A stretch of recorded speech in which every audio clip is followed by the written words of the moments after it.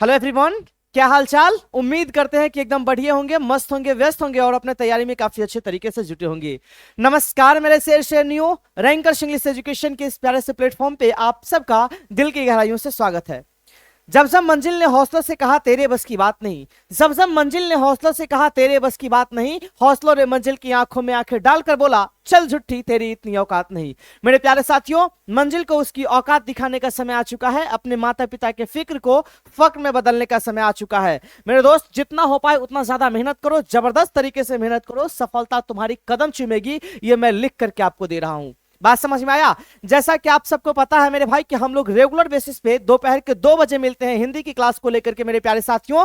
तो 2:03 हो चुके हैं। अब क्लास की शुरुआत करते हैं एकदम जबरदस्त तरीके से। आप सारे के सारे बच्चे इस वीडियो को जितना हो पाए मेरे भाई उतना ज्यादा शेयर कर दो। शेयर करने की रिस्पॉन्सिबिलिटी आपकी है मेरे भाई, इसकी जिम्मेवारी आपकी है। आप इतना तो करो एटलीस्ट, ठीक है। क्योंकि आप सबको एक चीज पता है मेरे प्यारे साथियों कि जो भी बच्चा बिहार में पढ़ता है ना, उसको हिंदी की भी काफी ज्यादा जरूरत होती है, क्योंकि हिंदी और इंग्लिश दोनों पढ़ने पड़ते हैं।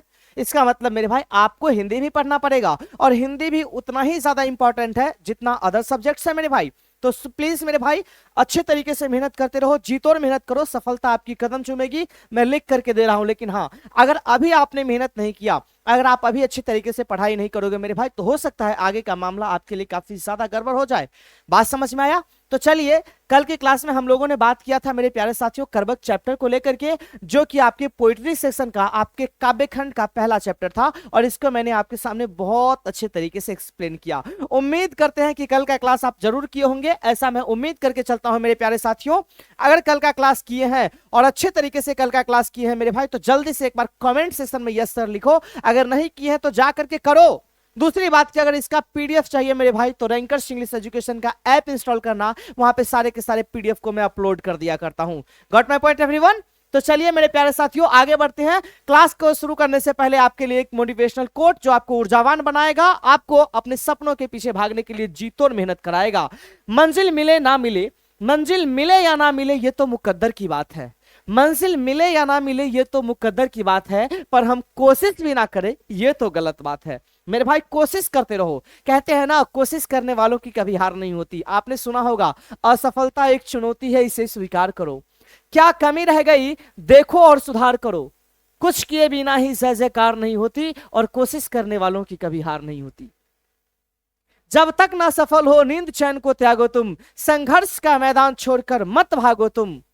बात समझ में आया। तो मेरे प्यारे साथियों, कोशिश करते रहो, क्योंकि ये वो समय है मेरे भाई, अगर एक भी पल आप व्यर्थ करते हो, इसका मतलब आप अपने पैर पे कुल्हाड़ी मारते हो मेरे प्यारे साथियों। प्लीज अच्छे तरीके से मेहनत करते रहिए, जीतोड़ मेहनत कीजिए, सफलता आपको मिलेगी, लेकिन कोशिश करते रहो मेरे भाई। आइए हम लोग बात करते हैं आज कर्मक चैप्टर के महत्वपूर्ण वस्तुनिष्ठ प्रश्न को लेकर के आपके सामने आए हैं। वस्तुनिष्ठ कहने का मतलब हुआ मेरे प्यारे साथियों, ऑब्जेक्टिव क्वेश्चंस को लेकर के आए हैं। ये वो क्लास है जो आपके सपनों को पूरा करेगा, ये वो क्लास है। अरे भैया, इसलिए इसका नाम वैसा ही मैंने मंजिल बैच नहीं दिया है, ये रियल में आपको मंजिल तक पहुंचाएगा मेरे भाई। लेकिन हाँ, मेहनत तो आपको ही करना पड़ेगा। अगर आप मेहनत नहीं करोगे तो कौन करेगा आपके लिए मेहनत, बताओ ना भाई। दूसरा आदमी आकर के आपके लिए मेहनत थोड़ी ना करेगा डियर, मेहनत तो आपको खुद करना पड़ेगा।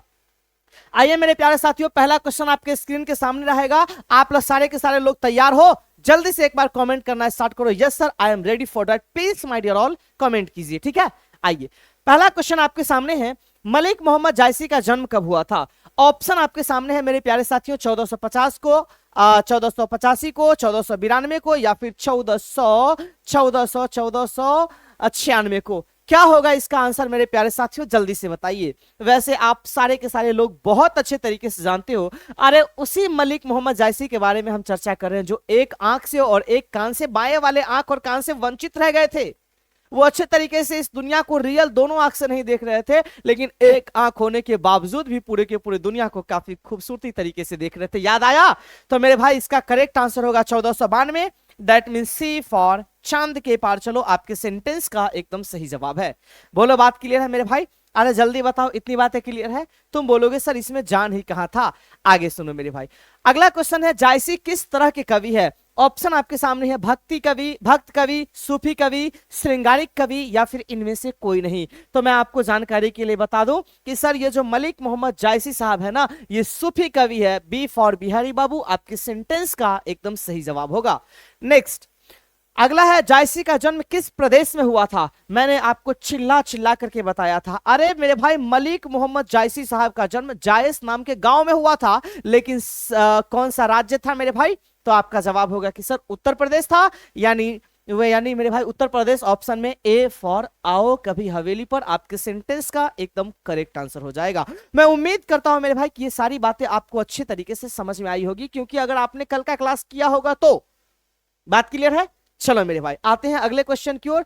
नेक्स्ट क्वेश्चन आपके स्क्रीन के सामने है, करबक के कवि कौन है? मतलब करबक को बेसिकली किसने लिखा? ऑप्शन है कबीरदास, सूरदास, मलिक मोहम्मद जायसी या फिर नाभादास। तो आप सारे के सारे बच्चे चिल्ला चिल्ला करके बोलोगे, क्योंकि ये लप्पू सा क्वेश्चन है मेरे भाई। अगर क्वेश्चन एकदम हल्का है, एकदम एकदम एकदम प्यारा सा क्वेश्चन है मेरे भाई, तो आप बोल सकते हो कि सर इसको लिखने का काम किए थे उस इंसान का नाम था मलिक मोहम्मद जायसी। दैट मीन सी फॉर चांद के पार चलो आपके सेंटेंस का एकदम सही जवाब है।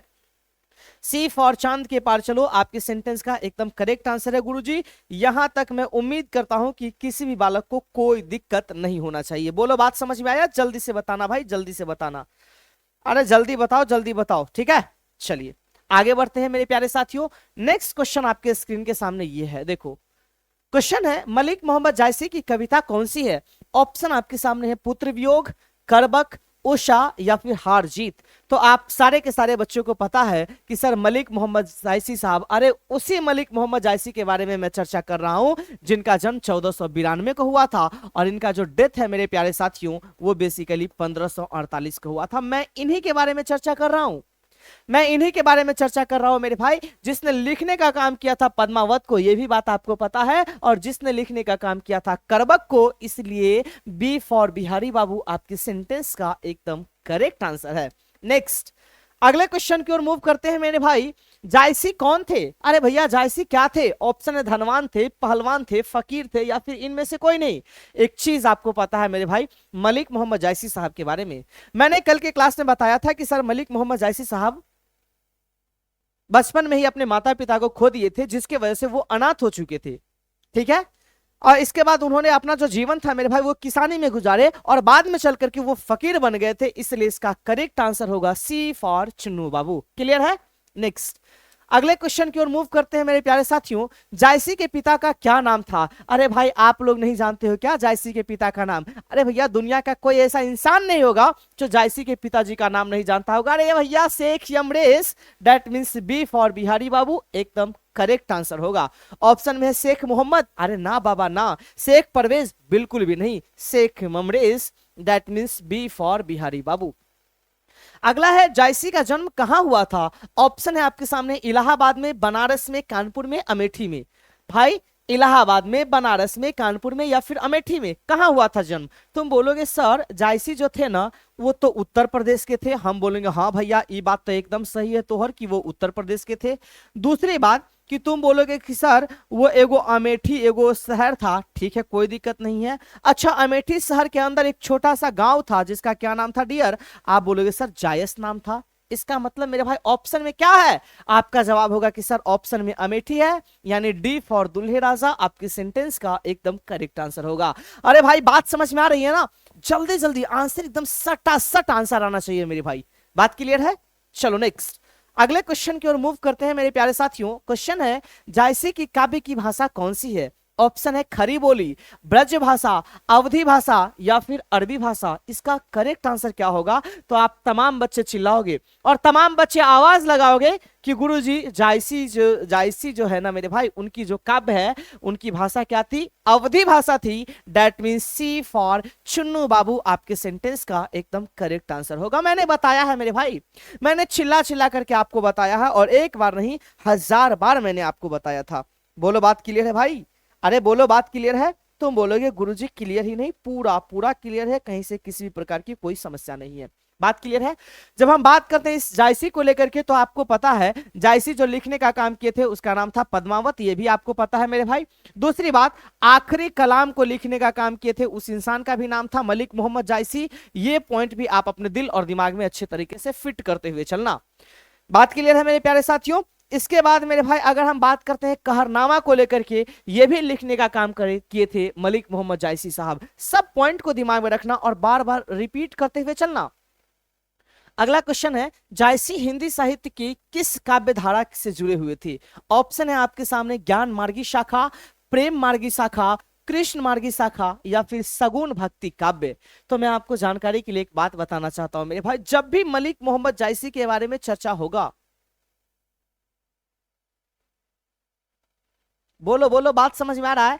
जब भी मेरे प्यारे साथियों मलिक मोहम्मद जायसी के बारे में चर्चा होगा, तो तुम्हारे दिल में एक बात छपना चाहिए कि सर ये कहीं ना कहीं प्रेम को इंडिकेट करता है, इसलिए इसका करेक्ट आंसर होगा प्रेम मार्गी शाखा, that means B for Bihari Babu. इस पॉइंट को दिमाग में डाल लीजिएगा। क्लियर है? चलिए नेक्स्ट, अगला क्वेश्चन आपके सामने है, जायसी ने रतन सेन एवं पद्मावती की कथा को किसके द्वारा सींचा है? आपको मैं जानकारी के लिए बता दूं, जिस टाइम हम कल पढ़ रहे थे ना, वहां पे एक बात का जिक्र किया गया था कि सर इस पूरे के पूरे कविता को, इस पूरे के पूरे कविता को मैंने अपने आंसुओं से सींचा है। किससे?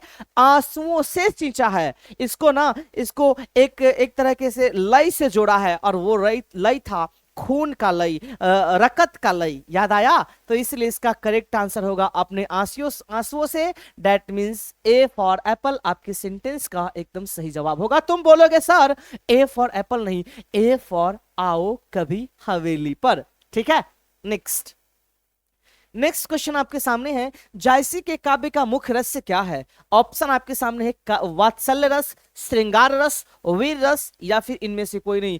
इतना इंपॉर्टेंट क्वेश्चन है जिसके बारे में आपको अंदाजा तक नहीं है। याद रखो मेरे भाई, ये जो जायसी साहब थे, मलिक मोहम्मद जायसी साहब के काव्य का जो मुख्य रस है ना मेरे भाई, वो श्रृंगार रस है। इसलिए बी फॉर बिहारी बाबू आपकी सेंटेंस का एकदम करेक्ट आंसर होगा। नेक्स्ट क्वेश्चन आपके सामने हाजिर करना है। क्वेश्चन है, जायसी ने रतन सेन तथा पद्मावती की शाखा को किसके द्वारा सींचा है मेरे भाई? किस प्रकार जोड़ा है? सॉरी, जायसी ने रतन सेन और पद्मावती की कथा को किस प्रकार से जोड़ा है? जोड़ा था किस प्रकार से? ऑप्शन है प्रेम द्वारा, भक्ति द्वारा, रक्त रूप लेई द्वारा, या फिर इनमें से कोई नहीं। तो आप तमाम बच्चे चिल्ला करके बोलोगे रक्त रूप लेई द्वारा, डेट मींस सी फॉर चांद के पार। चलो, एकदम सही जवाब है। नेक्स्ट क्वेश्चन, अगला क्वेश्चन है, पद्मावत किसकी रचना है? कौन नहीं बोलेगा मेरे भाई? अरे भैया, बिहार का कौन ऐसा बच्चा होगा जिसको नहीं पता होगा पद्मावत के बारे में? हर कोई जानता है मेरे भाई कि पद्मावत जो है ना, वो मलिक मोहम्मद जायसी की रचना है। इसलिए इसका करेक्ट आंसर होगा सी फॉर चांद के पार। चलो, आपसे क्वेश्चन पूछा जाएगा कि सर पद्मावत क्या है, तो याद रखना मेरे प्यारे साथियों, पद्मावत जो है ना एक उपन्यास है। क्या है डियर? एक उपन्यास है। आपसे क्वेश्चन पूछा जाएगा कि पद्मावत कब लिखा गया था, तो दिमाग में डाल लेना मेरे प्यारे साथियों, पद्मावत 1540 में लिखा गया था, यानी मरने से 8 साल पहले। ओके, चलिए नेक्स्ट क्वेश्चन आपके सामने हाजिर कर रहे हैं दोस्त। क्वेश्चन है, कौन सी कृति जायसी की नहीं है? मतलब मेरे भाई, कौन सी कृति जायसी की नहीं है? 4 गो ऑप्शन है, तो 3 गो जायसी का होगा और 1 गो जायसी का नहीं होगा। ऑप्शन है आपके सामने पद्मावत। तुम बोलोगे सर पद्मावत तो जायसी के द्वारा लिखा गया है, कहीं से कोई दिक्कत ही नहीं है। अखरावट जायसी के द्वारा लिखा गया है, कहीं से कोई दिक्कत नहीं है। अरे भैया, आखिरी कलाम मलिक मोहम्मद जायसी के द्वारा लिखा गया है, कहीं से कोई दिक्कत ही नहीं है। लेकिन गुरुजी, जब हम बात करते हैं मृगावती को लेकर के, तो ये मलिक मोहम्मद जायसी के द्वारा नहीं लिखा गया है। इसलिए इसका करेक्ट आंसर होगा डी फॉर दुल्हे राजा, क्योंकि क्वेश्चन में साफ साफ बोला गया है कि मलिक मोहम्मद जायसी की कृति नहीं है। क्लियर है? नेक्स्ट, अगले क्वेश्चन की ओर मूव करते हैं डियर ऑल। क्वेश्चन है, मलिक मोहम्मद जायसी किस परंपरा के कवि थे? मैंने बोला कि जब कभी भी बात होगी मलिक मोहम्मद जायसी की, जब कभी भी बात होगी मलिक मोहम्मद जायसी की, तो याद रखना उनके बारे में अगर पूछा जाएगा तो प्रेम से रिलेटेड बात होगी, सीधी बात। क्योंकि मलिक मोहम्मद जायसी को प्रेम के पीर कहते हैं मेरे भाई। इस पॉइंट को आप दिमाग में रखिएगा। खैर, ये तो अलग सी बात है डियर। हम लोग इस क्वेश्चन की ओर मूव करते हैं। ऑप्शन आपके सामने है, सगुण कृष्ण भक्ति परंपरा। ना बाबा ना। सगुण राम भक्ति परंपरा? अरे बिल्कुल भी नहीं। संस्कृत काव्य परंपरा? अरे बिल्कुल भी नहीं। मैंने क्या बोला, जब भी बात होगी मलिक मोहम्मद जायसी की, तो इसका प्रेमा प्रेमाख्यानक काव्य परंपरा प्रेम के बारे में इंडिकेट करेगा, इसी वजह से इसका करेक्ट आंसर होगा C for Chunnu Babu. C for Chunnu Babu आपकी सेंटेंस का एकदम सही जवाब है। बढ़ते हैं अगले क्वेश्चन की ओर डियर। नेक्स्ट क्वेश्चन आपके सामने ये रहा, इनमें से प्रेम के पीर कवि कौन है? मैंने अभी अभी चिल्ला करके बोला कि सर प्रेम के पीर किसको कहते हैं, तो आपका जवाब होगा मलिक मोहम्मद जायसी को कहते हैं। ए फॉर एप्पल एकदम सही जवाब है।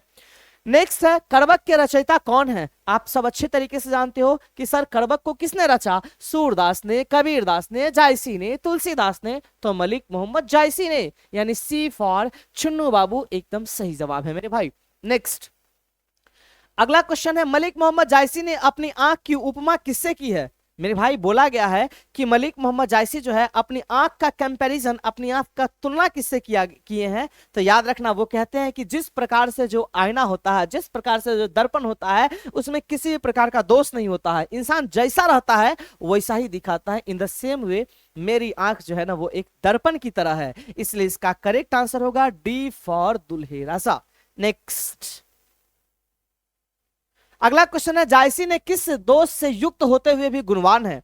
जायसी किस इससे होते हुए भी योगदान गुणवान है? तो आपको पता है मेरे भाई, जिह्वा दोष, नेत्र दोष, अंग दोष या फिर श्रव्य दोष। तो आप सारे के सारे बच्चे को अच्छे तरीके से पता है। मलिक मोहम्मद जायसी, अरे भैया मैं उन्हीं इंसान के बारे में जिक्र कर रहा हूं जिन्होंने लिखने का काम किया था कड़बक चैप्टर को। मैंने आपके सामने चिल्ला चिल्ला करके एक बार नहीं 1000 बार बताया था कि सर वो एक बाएं आंख से और बाएं कान से वंचित रह गए थे, इसलिए वो जो है ना नेत्र दोष से पीड़ित थे मेरे भाई। इसलिए इसका करेक्ट आंसर होगा नेत्र दोष, that means B for Bihari Babu. अगले क्वेश्चन की ओर बढ़ते हैं मेरे भाई। अब हम लोग लास्ट है, कगार पे पहुंच चुके हैं मेरे प्यारे साथियों। अब सभा को समाप्त करने का भी समय आएगा, लेकिन देखते रहो। पद्मावत किसकी रचना है? ऑप्शन है मुल्ला दाऊद की, कुतुबन की, जायसी की या फिर मंडन की। किसकी रचना है मेरे भाई? तो तुम बोलोगे कि सर पद्मावत कौन नहीं जानता है, मलिक मोहम्मद जायसी के द्वारा लिखा गया एक उपन्यास है जो कि 1540 में लिखा गया था मेरे भाई। इसलिए इसका करेक्ट आंसर होगा मलिक मोहम्मद जायसी की, that means C for Chunnu Babu. Clear है? नेक्स्ट अगला क्वेश्चन आपके सामने हाजिर कर रहे हैं। क्वेश्चन है, कौन सी कृति जायसी की नहीं है? अच्छा, निम्नलिखित में से कौन वो कृति है कि जायसी की नहीं है? पद्मावत है, अखरावत है, आखिरी कलाम है, मृगावती नहीं है। डी फॉर दुल्हे राजा एकदम करेक्ट आंसर होगा। ये क्वेश्चन रिपीट कर दिया है। खैर कोई बात नहीं, परेशान होने की जरूरत नहीं है, हताश होने की जरूरत नहीं है, निराश होने की जरूरत बिल्कुल भी नहीं है मेरे भाई। आ जाओ, अगला क्वेश्चन आपके सामने है डियर। क्वेश्चन लिखा हुआ, अरे भैया मलिक मोहम्मद जायसी का निधन कब हुआ था? ऑप्शन है 1478 में, 1542 में, 1548 में या फिर 1543 में। तो आप सारे के सारे बच्चे चिल्ला चिल्ला करके बोलोगे कि सर ये तो दुनिया का सबसे इजी क्वेश्चन आपने मेरे सामने फेंक दिया, क्योंकि आपको अच्छे से पता है कि मलिक मोहम्मद जायसी का जो जन्म है ना वो 1492 को हुआ था। सर हम बोलेंगे कहां हुआ था, तो आप बोलोगे सर जी उत्तर प्रदेश के अंदर हुआ था। हम बोलेंगे सर उत्तर प्रदेश में कहां पे हुआ था, आप बोलोगे सर अमेठी में हुआ था। हम बोलेंगे अमेठी में कहां पे हुआ था, आप बोलोगे जायस नामक गांव में हुआ था। इतना कोई दिक्कत ही नहीं है। अगर पूछा गया है क्वेश्चन मेरे भाई कि इनका निधन कब हुआ था, तो आपका जवाब होगा 1548 में हुआ था। लेकिन क्वेश्चन ये पूछेगा कि इनका कब्र कहां था, तो याद रखना मेरे भाई कब्र जो है ना वो अमेठी में था। कहां था डियर? आप बोलोगे सर अमेठी में था, इसलिए इसका करेक्ट आंसर होगा सी फॉर चुन्नू बाबू। बहुत इंपॉर्टेंट क्वेश्चन था मेरे भाई। जितने भी क्वेश्चंस मैंने कराया है सारा का सारा क्वेश्चंस आपकी एग्जाम के पॉइंट ऑफ व्यू से बहुत ज्यादा इंपॉर्टेंट है। अगर इंपॉर्टेंट है मेरे प्यारे साथियों, इसका मतलब सारे के सारे क्वेश्चंस पे आपका जबरदस्त कमांड होना चाहिए। हर चीज को बहुत अच्छे तरीके से समझना पड़ेगा, सीखना पड़ेगा डियर। जल्दी से कमेंट करना स्टार्ट करना मेरे प्यारे साथियों कि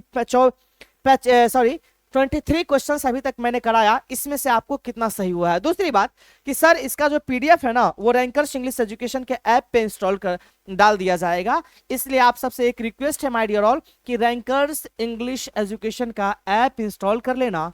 रैंकर्स इंग्लिश एजुकेशन का ऐप इंस्टॉल कर लेना मेरे प्यारे साथियों। वहां पे आपको सारा का सारा पीडीएफ प्रोवाइड कर दिया जाएगा। बात समझ में आया? तो so please my dear all अच्छे तरीके से ऐप को इंस्टॉल कर लेना, वहां पे पीडीएफ को लेकर के अच्छे तरीके से पढ़ाई करना। और हाँ, रेगुलर बेसिस पे याद रखो यार, कितनी बार बताऊं, एक बार नहीं 1000 बार बता चुका हूं मेरे भाई कि रेगुलर बेसिस पे आपकी जो हिंदी की क्लास है वो 2 बजे चलने वाली है, और जो इंग्लिश की क्लास है मेरे प्यारे साथियों वो रेगुलर बेसिस पे शाम के 6:30 बजे चलती है। तो सारे के सारे बच्चे क्लास करते रहो मेरे भाई। क्लास नहीं करोगे तो कैसे काम चलेगा बताओ?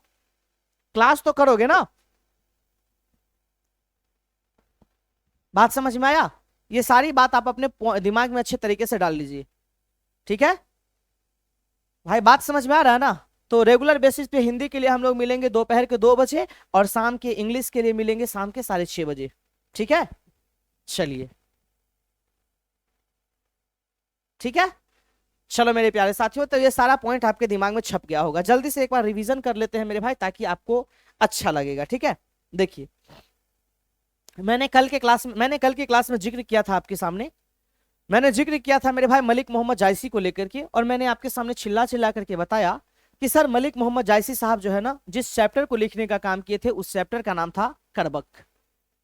आपको मैं जानकारी के लिए बता दूं मेरे प्यारे साथियों, मलिक मोहम्मद जायसी साहब का जो जन्म है वो 1492 को हुआ था, और इनका जो डेथ है, इनका जो निधन है ना, वो बेसिकली 1548 को हुआ था। ये पॉइंट दिमाग में रखना। अगला पॉइंट मैंने ये बोला कि सर जो मलिक मोहम्मद जायसी साहब है ना, वो उत्तर प्रदेश के अमेठी के जायस नामक शहर में पैदा हुए थे। आपको मैंने बताया था कि सर इनका जो कब्र था ना, वो बेसिकली अमेठी में था। बात क्लियर है कि भैया अगर कोई भी इंसान मरेगा तो कब्र में ही तो रखा जाएगा, बोलो ना? तुम बोलोगे सर बिल्कुल सही बात है। इसके बाद अगर बात करते हैं मेरे भाई इस पद्मावत को लेकर के, तो मैंने आपके सामने बता दिया कि पद्मावत एक उपन्यास है मेरे भाई, एक उपन्यास है जो कब लिखा गया था मेरे भाई? तो 1540 में लिखा गया था। किसके द्वारा? तो मलिक मोहम्मद जायसी के द्वारा। किस भाषा में? तो अवधी भाषा में। इस पॉइंट को भी दिमाग में अच्छे तरीके से डाल लेना। इतनी बातें समझ में आई? अरे बोलो, इतनी बातें समझ में आई? अगर समझ में आ गई है मेरे भाई तो मुझे जरूर बताना। और सुनो, मुझे पता है मेरे भाई कि जो चीज मैं पढ़ाता हूं ना, वो आपको अच्छे तरीके से समझ में आ रहा होगा। अगर अच्छे तरीके से समझ में आ रहा है मेरे भाई, तो वीडियो को लाइक करना, और चैनल पे अगर नए हो मेरे भाई तो सब्सक्राइब कर लेना, और जितना हो पाए अपने दोस्तों के बीच जरूर शेयर करना मेरे भाई। बात समझ में आया? क्योंकि हिंदी की वो क्लास हो रही है जो एकदम आपको 100 आउट ऑफ 100 दिलाने की गारंटी ले सकता है।